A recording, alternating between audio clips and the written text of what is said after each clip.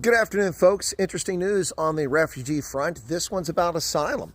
Professor G contacted me a short while ago and informed me that his firm has a successful Afrikaner asylum case that's been approved.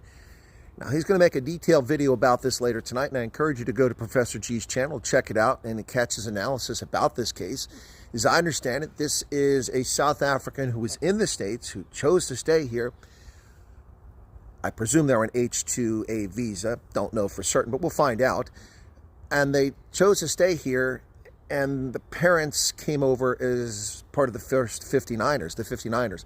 And then this person chose to try the asylum path and has been granted asylum, which on the surface might indicate that Professor G's advice about don't leave the country and stay and apply for asylum might work.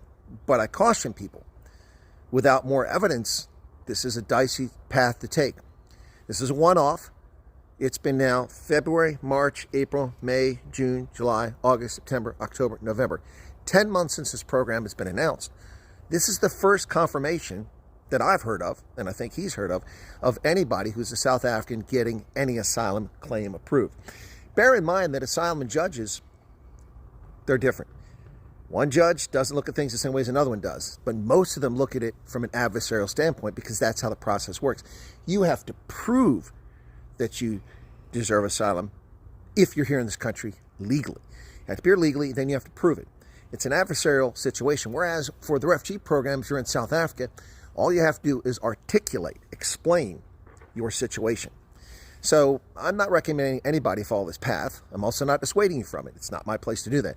Just giving you analysis and warning you that this is a one-off until we see more evidence of this. You really can't say it's the path. But Professor G, I'd recommend you go over. I think he's doing a short about it right now if he hasn't already published one. We've talked about this. I don't want to steal his thunder. This is his firm's case. I just want to get the word out because I have a larger audience and give people a chance to get over and find Professor G. Calm down. Don't get excited. I know a lot of people are going to be freaking out about this, getting very excited. I would urge caution, okay? The best path for those seeking to escape racial persecution at the moment is the refugee program if you're in South Africa. That's your best bet.